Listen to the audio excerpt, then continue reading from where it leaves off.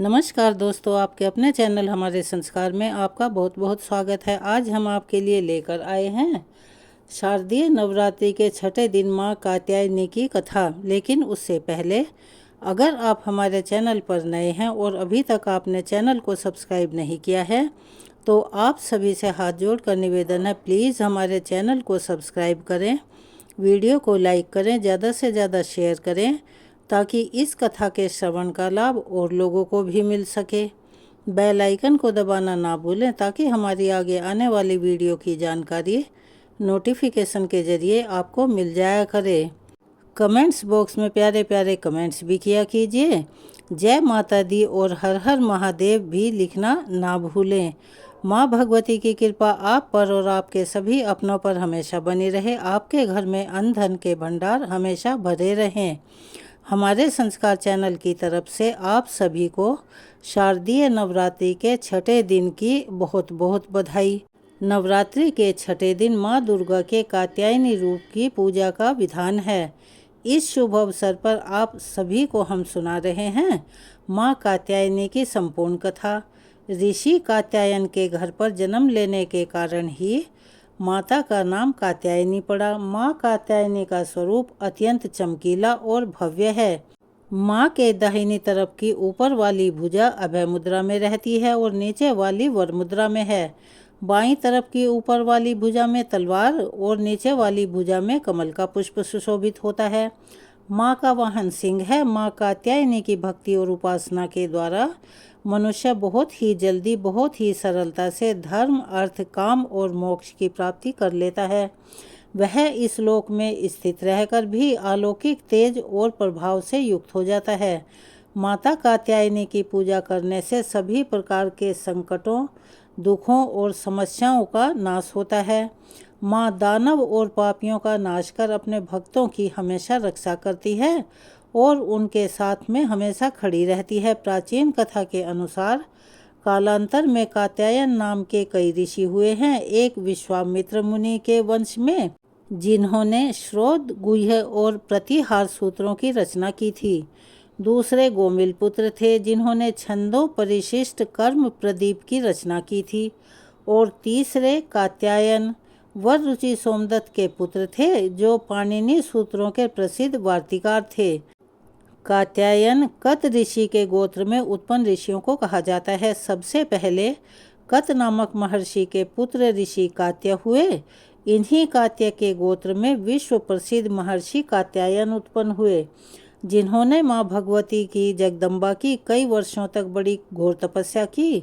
फिर एक दिन प्रसन्न होकर देवी जगदम्बा ने कात्यायन ऋषि को दर्शन दिए और तब कात्यायन ऋषि ने उनसे अपनी पुत्री के रूप में अपने घर पर जन्म लेने की प्रार्थना की। तब देवी ने कात्यायन ऋषि को यह वरदान दिया कि वह पुत्री के रूप में उनके घर पर जन्म लेंगी।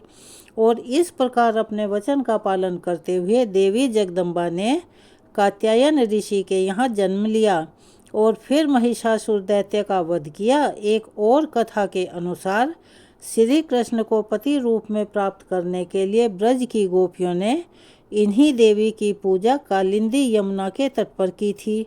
और देवी कात्यायनी को ब्रज मंडल की अधिष्ठात्री देवी के रूप में भी पूजा जाता है। दरअसल ब्रज की गोपियाँ सांवले सलोने श्री कृष्ण पर अपना सब कुछ निछावर कर चुकी थी। अब उनके जीवन में सिर्फ यही इच्छा थी कि एक बार श्री कृष्ण के चरणों का कृपा प्रसाद पाने की। सोते जागते, उठते बैठते, खाते पीते हर समय यानी कि जीवन की प्रत्येक गति में उन गोपियों के तो मन में श्री कृष्ण ही बसे हुए थे। उन्हें आवश्यकता थी तो केवल इतनी, श्री कृष्ण को रिझाकर उनके कमल रूपी श्री चरणों में आश्रय प्राप्त करने की। और जब श्री कृष्ण मथुरा चले गए तब सारी गोपियाँ अत्यंत बेचैन हो गई, व्याकुल हो गई। इन्हीं व्याकुलता भरे अक्षणों में किसी ब्रज गोपी ने अपनी दादी नानी के मुख से यह सुन लिया कि कात्यायनी देवी के व्रत के अनुष्ठान से मन वांछित वर प्राप्त होता है। बस फिर क्या था, ब्रज की सभी कुंवारी गोपियों ने नंद बाबा के लाडले कामदेव की छवि को धूमिल करने वाले और सूर्य की आभा से भी अधिक दैदीप्यमान गोविंद माधव को प्राप्त करने के लिए मन में दृढ़ विश्वास रखकर सामूहिक रूप से देवी कात्यायनी को प्रसन्न करने के लिए, देवी कात्यायनी का व्रत करने के लिए सभी ने एक साथ संकल्प ले लिया। ब्रज गोपियों ने अपने प्राण प्रियतम को प्राप्त करने के लिए माँ कात्यायनी के पूजन का व्रत विशुद्ध भाव से प्रारंभ कर दिया। जब हेमंत ऋतु आई उसके पहले ही महीने में अर्थात मार्गशीर्ष मास में नंद बाबा के ब्रज की कुमारियां कात्यायनी देवी की पूजा और व्रत करने लगी। वे केवल हविष्यान्न नहीं खाती थी, वे कुंवारी गोपियां पूर्व दिशा का सूरज लाल होते होते यमुना जल में स्नान कर लेती, यानी ब्रह्म मुहूर्त में उठ जाती और तट पर ही देवी की बालुका से मूर्ति बनाकर सुगंधित चंदन पुष्प, तरह तरह के नैवेद्य, धूप दीप, छोटी बड़ी भेंट की सामग्री, आम, अशोक के पल्लव, फल और चावल आदि से उनका पूजन करती। साथ ही कात्यायनी महामाई महायोगिन्यधीश्वरी नंद गोप सुतम देवी पति में कुरुते नमः इति मंत्रम जपन्यः स्ताम पूजाम चक्र कुमारी कहा। इस तरह मंत्र का जाप करती हुई वे कुंवारी गोपियां देवी कात्यायनी की आराधना किया करती। इस तरह उन गोपियों का जिनका मन श्री कृष्ण के प्रति निछावर हो चुका था, जिनका तन मन श्री कृष्णमयी हो चुका था, इस संकल्प के साथ उन्होंने 1 महीने तक देवी कात्यायनी की भली भांति पूजा की। इस प्रकार की नंद नंदन श्याम सुंदर ही हमारे पति हों। वे प्रतिदिन ब्रह्म मुहूर्त में ही नाम ले लेकर एक दूसरी सखी को पुकार लेती और फिर एक दूसरे के हाथ में हाथ डालकर ऊंचे ऊंचे स्वर में भगवान श्री कृष्ण की लीला और नामों का गान करती हुई यमुना जल में स्नान करने के लिए जाती। एक दिन सारी गोपियों ने प्रतिदिन की तरह यमुना जी के तट पर जाकर अपने अपने वस्त्र उतार दिए और भगवान श्री कृष्ण के गुणों का गान करती हुई बड़े आनंद से वे जल में क्रीड़ा करने लगी। भगवान श्री कृष्ण सनकादि योगी और भगवान शंकर आदि योगी के भी ईश्वर हैं। उनसे गोपियों की यह इच्छा छुपी नहीं रही। वे उनका अभिप्राय जानकर अपने सखा ग्वाल बालों के साथ उन कुमारी गोपियों की साधना सफल करने के लिए यमुना तट पर पहुंच गए। उन्होंने अकेले ही उन सब गोपियों के सारे वस्त्र उड़ा दिए और बड़ी फुर्ती से कदम के एक वृक्ष पर चढ़ गए। उनके साथ ही ग्वाल बाल अब ठठा ठठा कर हंसने लगे और स्वयं श्री कृष्ण भी हंसते हुए गोपियों से हंसी हंसी की बात कहने लगे। अरे कुमारियों, अगर इच्छा हो तो तुम यहाँ आकर अपने अपने वस्त्र ले जाओ। मैं तुम लोगों से सच कहता हूँ, मैं हंसी मजाक बिल्कुल नहीं कर रहा हूँ। तुम लोग व्रत करते करते दुबली हो गई हो। यह मेरे सखा ग्वाल बाल जानते हैं कि मेरी कोई भी बात कभी झूठी नहीं होती। सुंदरियों, अगर तुम्हारी इच्छा हो तो अलग अलग आकर अपने अपने वस्त्र ले लो या सब एक साथ आ जाओ, मुझे इसमें भी कोई आपत्ति नहीं। भगवान श्री कृष्ण की यह हंसी मजाक देखकर गोपियों का हृदय प्रेम से सराबोर हो गया। वे फिर थोड़ा सकुचाकर शर्माकर एक दूसरे की ओर देखने और मुस्कुराने लगी। जल से बाहर नहीं आई। तब भगवान ने हंसी हंसी में यह बात कही। तब उनके विनोद से कुमारियों का चित्त उनकी ओर और भी खिंच गया। वे ठंडे पानी में गले तक डूबी हुई थी और उनका शरीर थर थर काँप रहा था। तब उन्होंने जल में बैठे बैठे ही श्री कृष्ण से कहा, प्यारे श्री कृष्ण, तुम ऐसी अनीति भरी बातें मत करो। हम जानती हैं कि तुम नंद बाबा के लाडले लाला हो, हमारे प्यारे हो। सारे ब्रजवासी तुम्हारी सराहना करते रहते हैं। देखो, हम ठंड के मारे ठिठुर रही हैं। तुम हमारे वस्त्र दे दो। हे प्यारे श्याम सुंदर, हम तुम्हारी दासी हैं। तुम जो कुछ कहोगे उसे हम करने के लिए बिल्कुल तैयार हैं। हमें कष्ट मत दो, हमारे वस्त्र हमें दे दो, नहीं तो हम जाकर अभी नंद बाबा से कह देंगी। तब श्री कृष्ण मुस्कुराते हुए बोले, गोपियों, तुम्हारी मुस्कान पवित्रता और प्रेम से भरी है। देखो, जब तुम अपने को मेरी दासी स्वीकार करती हो और मेरी आज्ञा का पालन करना चाहती हो तो यहाँ आकर अपने अपने वस्त्र ले लो। वे गोपियाँ जल में बहुत देर से बैठी हुई थी, ठंड के मारे काँप रही थी। इसी तरह सकचाई हुई वे गोपियाँ यमुना जी से बाहर निकली। उस समय उन्हें बहुत ठंड लग रही थी। उनके इस शुद्ध भाव से भगवान बहुत ही प्रसन्न हुए। उन्हें अपने पास आई देखकर उन्होंने गोपियों के वस्त्र अपने कंधे पर रख लिए। फिर बड़ी प्रसन्नता से मुस्कुराते हुए बोले, अरे गोपियों, तुमने जो व्रत किया था उसे तुमने अच्छी तरह निभाया, इसमें संदेह नहीं। लेकिन इस अवस्था में वस्त्रहीन होकर तुमने जल में स्नान किया है। इससे तो जल के अधिष्ठाता देवता वरुण का और यमुना जी का अपमान हुआ है, अपराध हुआ है। इसीलिए अब इस दोष की शांति के लिए तुम अपने हाथ जोड़कर सिर से लगाओ और उन्हें झुककर प्रणाम करो। इसके बाद अपने अपने वस्त्र ले जाओ। भगवान श्री कृष्ण की यह बात सुनकर उन गोपियों ने ऐसा ही समझा कि वास्तव में वस्त्रहीन होकर स्नान करने से हमारे व्रत में त्रुटि आ गई है। अब उसकी निर्विघ्न पूर्ति के लिए उन्होंने समस्त कर्मों के साक्षी श्री कृष्ण को नमस्कार किया, क्योंकि उन्हें नमस्कार करने से ही सारी गलतियों और अपराधों का मार्जन हो जाता है, अर्थात सब क्षमा हो जाते हैं। जब यशोदानंदन भगवान श्री कृष्ण ने देखा कि सब की सब कुमारी गोपियां मेरी आज्ञा के अनुसार प्रणाम कर रही हैं, तब वे बहुत प्रसन्न हुए। उनके हृदय में गोपियों के प्रति करुणा उमड़ आई और फिर उन्होंने उनके वस्त्र दे दिए। श्री कृष्ण ने गोपियों से छल भरी बातें की, उनका लज्जा संकोच छुड़वाया, हंसी की और उन्हें कठपुतलियों के समान नचाया, यहाँ तक कि उनके वस्त्र भी हर लिए। फिर भी वे गोपियाँ उनसे रुष्ट नहीं हुई। उनकी इन चेष्टाओं को उन्होंने दोषी नहीं माना, बल्कि अपने प्रीतम के संग से वह तो और भी प्रसन्न हो गई।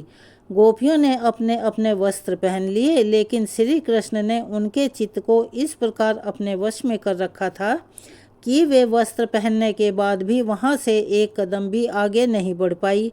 अपने प्रियतम के समागम के लिए सजकर वे उन्हीं की ओर लज्जा भरी चितवन से निहारती रही।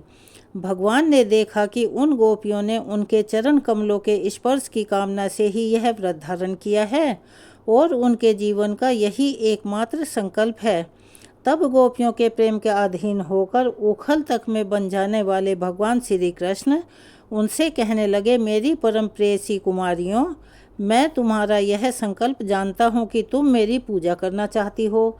तुम्हारी इस इच्छा का अनुमोदन करता हूँ। तुम्हारा यह संकल्प अवश्य ही सत्य होगा। तुम मेरी पूजा कर सकोगी। जिन्होंने अपना मन और प्राण तक मुझे समर्पित कर रखा है, उनकी कामनाएं उन्हें सांसारिक भोगों की ओर ले जाने में समर्थ नहीं होती। ठीक वैसे ही जैसे भुने हुए या उबले हुए बीज फिर से अंकुर के रूप में उगने के लायक नहीं रह जाते। इसीलिए गोपियों, अब तुम अपने अपने घर लौट जाओ। तुम्हारी साधना सिद्ध हो गई है। अब आने वाली शरद ऋतु की रात्रि में तुम मेरे साथ विहार करोगी। गोपियों, इसी उद्देश्य से तुम लोगों ने यह व्रत और कात्यायनी देवी की पूजा की थी। फिर भगवान की आज्ञा पाकर वह गोपियां जाने की इच्छा न होने पर भी बड़े कष्ट से ब्रज में गई। अब उनकी सारी कामनाएं पूर्ण हो चुकी थी। इस प्रकार जैसी जिसके मन में कामना होती है, कात्यायनी देवी और भगवान श्री कृष्ण की कृपा से वह मनोकामना अवश्य ही पूर्ण हो जाती है। आज के दिन देवी कात्यायनी की पूजा गोधूली बेला में जरूर करनी चाहिए और भगवान श्री कृष्ण की पूजा करने से कात्यायनी देवी के साथ ही भगवान श्री कृष्ण का भी आशीर्वाद मिलता है। तो यह थी आज देवी कात्यायनी की कथा। चलिए अब हम सुनते हैं महिषासुर मर्दनी स्तोत्र का हिंदी अनुवाद। हे हिमालय राज की पुत्री, हे गिरिजा देवी, विश्व को आनंदित करने वाली देवी, नंदीगण द्वारा पूजित गिर श्रेष्ठ विंध्याचल के शिखर पर निवास करने वाली देवी, अपनी लीला से भगवान श्री विष्णु को प्रसन्न करने वाली, इंद्रदेव के द्वारा नमस्कृत्य भगवान नीलकंठ की पत्नी, विश्व में विशाल कुटुंब वाली और विश्व को संपन्नता देने वाली, महिषासुर का मर्दन करने वाली भगवती, अपने बालों की लता से आकर्षित करने वाली पर्वत की पुत्री, आपकी जय हो, जय हो, जय हो। देवों को वरदान देने वाली, दुर्धर और दुर्मुक्ष असुरों को मारने वाली और स्वयं में हर्षित रहने वाली, तीनों लोकों का पोषण करने वाली, शंकर जी को संतुष्ट करने वाली, पापों को हरने वाली और घोर गर्जना करने वाली, दानवों पर क्रोध करने वाली, अहंकारियों के घमंड को सुखा देने वाली, समुद्र की पुत्री, हे महिषासुर का मर्दन करने वाली, अपने बालों की लता से आकर्षित करने वाली पर्वत की पुत्री, आपकी जय हो जय हो जय हो। हे जगत माता, हे मेरी माँ, प्रेम से कदम के वन में वास करने वाली, हास्य भाव में रहने वाली, हिमालय के शिखर पर स्थित अपने भवन में विराजित मधु की तरह मधुर मधु कैटभ का मद नष्ट करने वाली, महिष को विदीर्ण करने वाली, सदा युद्ध में लिप्त रहने वाली, हे महिषासुर का मर्दन करने वाली, अपने बालों की लता से आकर्षित करने वाली पर्वत की पुत्री, आपकी जय हो जय हो जय हो। शत्रुओं के हाथियों की सूंड काटने वाली और उनके 100 टुकड़े करने वाली, जिनका सिंह शत्रुओं के हाथियों के सर अलग अलग टुकड़े कर देता है, अपनी भुजाओं के अस्त्रों से चंड और मुंड के शीश काटने वाली, हे महिषासुर का मर्दन करने वाली, अपने बालों की लता से आकर्षित करने वाली पर्वत की पुत्री, आपकी जय हो जय हो जय हो। रण में मदोन्मत्त शत्रुओं का वध करने वाली, अजर अविनाशी शक्तियां धारण करने वाली, प्रमथनाथ अर्थात शिव जी की चतुराई जानकर उन्हें अपना दूत बनाने वाली, दुर्मति और बुरे विचार वाले दानव के दूत के प्रस्ताव का अंत करने वाली, हे महिषासुर का मर्दन करने वाली, अपने बालों की लता से आकर्षित करने वाली पर्वत की पुत्री, आपकी जय हो जय हो जय हो। शरणागत शत्रुओं की पत्नियों के आग्रह पर उन्हें अभयदान देने वाली, तीनों लोगों को पीड़ित करने वाले दैत्यों पर प्रहार करने योग्य त्रिशूल धारण करने वाली, देवताओं की दुदुम्बी से दुमी दुमी की ध्वनि को सभी दिशाओं में व्याप्त करने वाली, हे महिषासुर का मर्दन करने वाली, अपने बालों की लता से आकर्षित करने वाली पर्वत की पुत्री, आपकी जय हो जय हो जय हो। मात्र अपनी हुंकार से धूम्र लोचन राक्षस को धूम्र अर्थात धुएं के समान भस्म करने वाली, युद्ध में कुपित रक्त बीज के रक्त से उत्पन्न अन्य रक्त बीजों का रक्त पीने वाली, शुंभ और निशुंभ दैत्यों की बलि से शिवजी और भूत प्रेतों को तृप्त करने वाली, हे महिषासुर का मर्दन करने वाली, अपने बालों की लता से आकर्षित करने वाली पर्वत की पुत्री, आपकी जय हो जय हो जय हो। युद्ध भूमि में जिनके हाथों के कंगन धनुष के समान चमकते हैं, जिनके सोने के तीर शत्रुओं को विदीर्ण करके लाल हो जाते हैं और उनकी चीखें निकालते हैं, चारों तरह की सेनाओं, हाथी घोड़ा रथ पैदल का संगार करने वाली, अनेक प्रकार की ध्वनि करने वाले बटकों को उत्पन्न करने वाली, हे महिषासुर का मर्दन करने वाली, अपने बालों की लता से आकर्षित करने वाली पर्वत की पुत्री, आपकी जय हो जय हो जय हो। देवांगनाओं के तत्ता थई थई आदि शब्दों से युक्त भाव में नृत्य में मग्न रहने वाली, कुकुत और डीज की धुधुक धीमी धीमी आदि गंभीर ध्वनि सुनने में लिप्त रहने वाली, हे महिषासुर का मर्दन करने वाली, अपने बालों की लता से आकर्षित करने वाली पर्वत की पुत्री, आपकी जय हो जय हो जय हो। जयकार करने और स्तुति करने वाले समस्त विश्व के द्वारा नमस्कृत्य, अपने नूपुर के झंझन और झिमझिम शब्दों से भूतपति महादेव को मोहित करने वाली, नटी नटों के नायक अर्धनारीश्वर के नृत्य से सुशोभित नाट्य में लीन रहने वाली, हे महिषासुर का मर्दन करने वाली, अपने बालों की लता से आकर्षित करने वाली पर्वत की पुत्री, आपकी जय हो जय हो जय हो। आकर्षक कांति के साथ अति सुंदर मन से युक्त और रात्रि के आश्रय अर्थात चंद्रदेव की आभा को अपने चेहरे की सुंदरता से फीका करने वाली, काले भंवरों के समान सुंदर नेत्रों वाली, महिषासुर का मर्दन करने वाली, अपने बालों की लता से आकर्षित करने वाली पर्वत की पुत्री, आपकी जय हो जय हो जय हो। महायोद्धाओं से युद्ध में चमेली के पुष्पों की तरह कोमल स्त्रियों के साथ रहने वाली तथा चमेली की लताओं की तरह कोमल भील स्त्रियों से जो झिंगुर के झुंड की तरह गिरी हुई हैं, चेहरे पर उल्लास से उत्पन्न उषा काल के सूर्य और खिले हुए लाल पुष्प के समान मुस्कान वाली, हे महिषासुर का मर्दन करने वाली, अपने बालों की लता से आकर्षित करने वाली पर्वत की पुत्री, आपकी जय हो जय हो जय हो।